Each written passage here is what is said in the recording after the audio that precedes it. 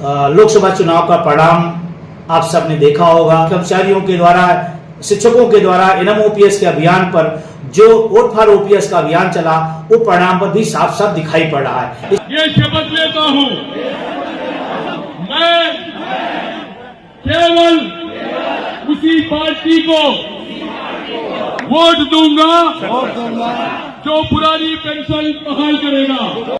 नमस्कार दोस्तों, एनएमओपीएस राष्ट्रीय अध्यक्ष विजय कुमार बंधु का बहुत ही बड़ा बयान आया है। लोकसभा चुनाव के बाद सभी कर्मचारियों को धन्यवाद भी दिया है और क्या कमी रह गई थी और हम फिर संगठन को मजबूत करके ओल्ड पेंशन के लिए लड़ेंगे। दोस्तों, इसके बारे में पूरा वीडियो आपको बताने वाला हूं कि आज विजय बंधु कुमार ने आत्मविश्वास कर्मचारियों में कैसे भरा। परंतु सभी कर्मचारियों से निवेदन करूंगा कि सभी कर्मचारियों तक ये वीडियो शेयर कीजिए, लाइक कीजिए और सभी कर्मचारियों में एक आत्मविश्वास भरिए कि हम लोकसभा चुनाव में हमारी ओल्ड पेंशन हारी नहीं है, हम जीते हैं। केवल हम एक कदम दूर जरूर रह चुके हैं, परंतु आने वाले समय में फिर कमियां को सुधार कर हम उठेंगे और ओल्ड पेंशन हमारी बुढ़ापे की लाठी के लिए लड़ेंगे। दोस्तों, इस वीडियो को शेयर जरूर कीजिएगा। और दोस्तों, मैं बताना चाहता हूं कि 1 अक्टूबर 2023 को रामलीला मैदान में बहुत ही बड़ी महारैली हुई थी, जिसमें आप सभी कर्मचारियों ने शपथ भी ली थी। और शपथ आप जानते हो, मैं ये वीडियो आपको बताना चाहता हूं। ये शपथ लेता हूं, मैं केवल उसी पार्टी को वोट दूंगा जो पुरानी पेंशन बहाल करेगा। पहले कि आपने क्या शपथ ली थी, उसके बाद में हम आगे चर्चा करते हैं। दोस्तों, आपको पता है कि आपने जो शपथ ली थी, क्या उसके अनुरूप सभी कर्मचारियों ने ओल्ड पेंशन बहाल के लिए वोटिंग की थी? दोस्तों, हाँ, उत्तर प्रदेश में बहुत ही अधिक ओल्ड पेंशन के लिए वोटिंग की थी और सरकार को और पार्टियों को भी ये पता चल गया कि कर्मचारियों से छुपा नहीं जा सकता। कर्मचारियों की मांगे मानना हमारा कर्तव्य है, नहीं तो आने वाले समय में हमारी सरकार या हमारी पार्टी सरकार में नहीं आएगी। तो ये बहुत ही बड़ा एक मुद्दा बन चुका है ओल्ड पेंशन का। दोस्तों, आज विजय कुमार बंधु ने बहुत ही बड़ा बयान दिया है कि हम हारे नहीं है, जबकि लोकसभा चुनाव में हम जीते हैं। जो सरकार तो जरूर गठबंधन की बन चुकी है, परंतु वो सरकार बेसाखियों पर टिकी हुई है और यही शानदार मौका है कर्मचारियों का। अगर सरकार बेसाखी पे हो तो हमको हमारी जो मांगे हैं, हमारा जो अधिकार है, उसको मांगने में कोई संकोच नहीं करना चाहिए। हम विजय कुमार बंधु ने यह भी कहा कि हम फिर उठेंगे, फिर लड़ेंगे और जीतेंगे। लोकसभा चुनाव में हम एक कदम जरूर दूर हो गए हैं, दूर रह गए हैं, परंतु हम ओपीएस के मुद्दे पर हम जीते हैं। दोस्तों, हम सभी कर्मचारियों से फिर विजय कुमार बंधु जी ने अपील की है। इस विजय कुमार बंधु जी का वीडियो भी मैं बताऊंगा, परंतु आपको एक छोटी सी मैं भी निवेदन करना चाहता हूं कि हम किसी सरकार के पक्ष में नहीं है, ना विपक्ष पार्टियों के पक्ष में है, परंतु हम ओल्ड पेंशन के मुद्दे पर हम हमारे हक अधिकार के साथ हैं। क्योंकि आप जानते हो कि ओल्ड पेंशन हमारे बुढ़ापे में कितनी अहम रखती है। और उससे भी बड़ी बात है कि आप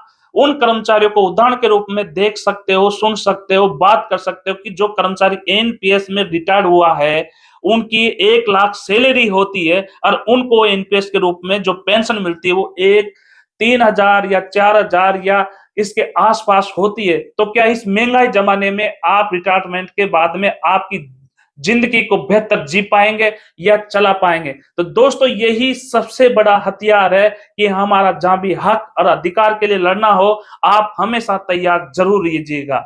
दोस्तों, विजय कुमार बंधु जी ने ये भी कहा है कि हम हारे नहीं है, ना किसी कर्मचारी में हौसला कम हुआ है, जबकि हम आत्मविश्वास के साथ क्या कमी रह गई थी हमारे संगठन में, क्या कर्मचारियों में कमी रह गई थी, उस कमी को हम दोहराएंगे, उस कमी को हम सुधारेंगे और फिर हम आगे बढ़ेंगे।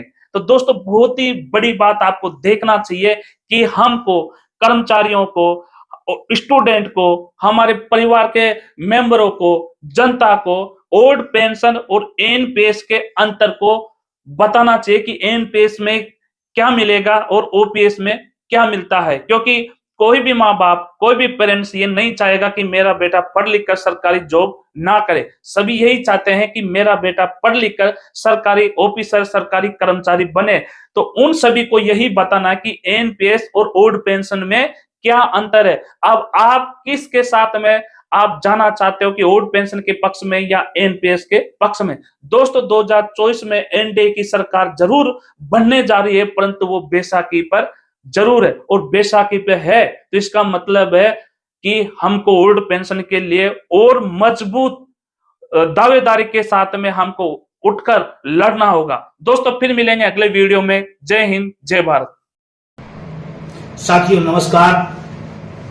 लोकसभा चुनाव का परिणाम आप सबने देखा होगा, उसका अध्ययन भी थोड़ा बहुत किया होगा, और उसके आधार पर हम कह सकते हैं कि जो देश की महान जनता ने एक संदेश दिया है, चाहे सत्ता हो चाहे विपक्ष हो, और उसमें एक बड़ा सुखद एहसास ये रहा कि कर्मचारियों के द्वारा, शिक्षकों के द्वारा एनएमओपीएस के अभियान पर जो वोट फॉर ओपीएस का अभियान चला, वो परिणाम पर भी साफ साफ दिखाई पड़ रहा है। इसके लिए मैं अपने तमाम संगठनों को, तमाम पदाधिकारियों को, तमाम सहयोगी संगठनों को धन्यवाद और आभार व्यक्त करते हैं। साथ ही ये बात कहना चाहते हैं कि आने वाले समय हम सबके लिए सुखद होगा, क्योंकि हमने, आप सबने बहुत पुरानी पेंशन के लिए संघर्ष किया है। चाहे सरकारें किसी की रही हों, पार्टियां कोई नहीं होंगी, लेकिन हमारी डिमांड पुरानी पेंशन है, और ये परिणाम भी बता रहा है कि हमारा रास्ता आगे तय हो रहा है। और इसी को लेकर के आपके बीच में आज आया हूं।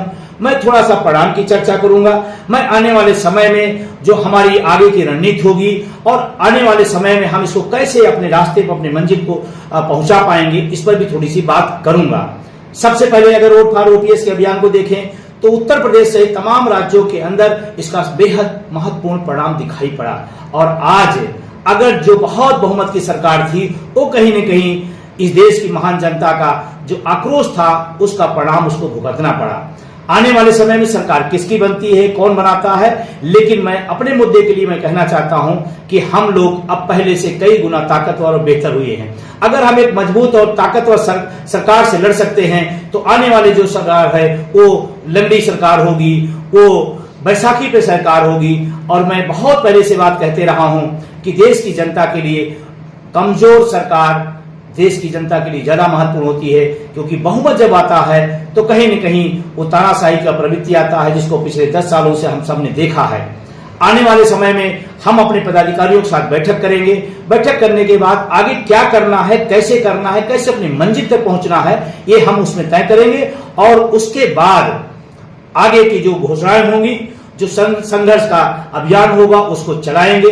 लेकिन मैं सरकार से और जो तमाम उत्तर प्रदेश सहित पूरे देश के जो भी माननीय सांसद लोग चुन के आए हैं, मैं उनसे भी उनको बधाई देते हुए अपील करता हूं कि आप संसद में जाएं तो जनवादी मुद्दों को उठाएं, चाहे पुरानी पेंशन का मामला हो, निजीकरण की समाप्ति का मामला हो, पेपर लीक का मामला हो, नौजवानों को रोजगार देने का मामला हो।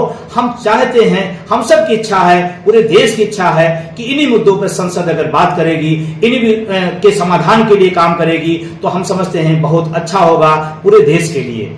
आने वाले समय में जब सरकार गठित हो जाएगी तो हम सब अपनी रणनीति बनाएंगे, और रणनीति बना करके इसको जितनी जल्दी चाहेंगे कि हमारी पुरानी पेंशन बहाल हो।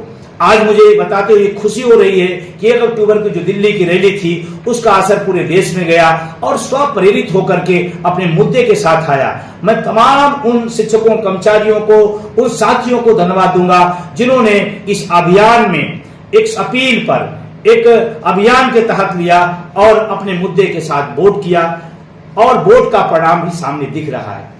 चाहे सत्ता हो चाहे विपक्ष हो, लोकतंत्र में दोनों का काम होता है, और दोनों का काम होता है कि जनता के जुड़े हुए मुद्दों को हम हल करें। और ये नई संसद, ये उम्मीद करता हूं, जो पिछले कई सालों से लगातार 1 करोड़ से ज्यादा एनपीएस कर्मियों की अपेक्षा इस देश सरकार से रही, इस देश से रहा है कि हमारी पुरानी पेंशन बहाल हो। देश का अर्धसैनिक बल जो चुनाव कराने में अपना दिन रात लगाया, ये कर्मचारी, तमाम सारी ऐसी घटनाएं दुखद हुई हैं हमारे आप सबके लिए कि उसी चुनाव के बीच में हमारे बहुत सारे साथी इस दुनिया को छोड़ के चले गए हैं। मैं उनके प्रति संवेदना व्यक्त करता हूं, शोक व्यक्त करता हूं, लेकिन मैं सरकार और इस तमाम राजनीतिक दल और नेताओं से कहना चाहता हूं, जो चुनाव कराता है, चुनाव की पूरी प्रक्रिया कराता है, अपना सर्वस्व बलिदान करता है, आप तो जीत गए, आपको पेंशन मिलेगी, लेकिन उनका क्या होगा, उस पर भी ये माननीय सांसद और संसद विचार करेगी और हम सब 2024 में पुरानी पेंशन की तरफ लौटेंगे, ये सरकार लौटेगी, ऐसे मैं अपेक्षा करता हूं।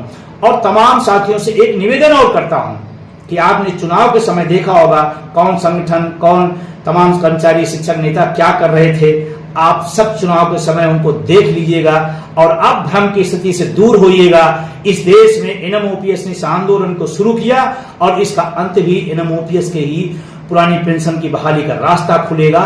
और आप सबसे अपील करते हुए कि आप तैयार रहें, आने वाले समय में संघर्ष की घोषणाएं होंगी, सरकार से निवेदन भी होगा, सरकार से अपेक्षा भी होगा, सरकार से उम्मीद भी होगी और संघर्ष भी होगा। इसलिए मैं चाहूंगा कि आप सब रेडी रहे, जैसे निर्णय होगा आपसे बीच में जाएगा और उम्मीद करता हूं हमसे पुरानी पेंशन के अंतर्गत जल्द ही आएंगे। ऐसी अपेक्षा विश्वास के साथ फिर समय पर हम आपसे बात करते रहेंगे। ये शपथ लेता हूं मैं केवल उसी पार्टी को वोट दूंगा जो पुरानी पेंशन बहाल करेगा।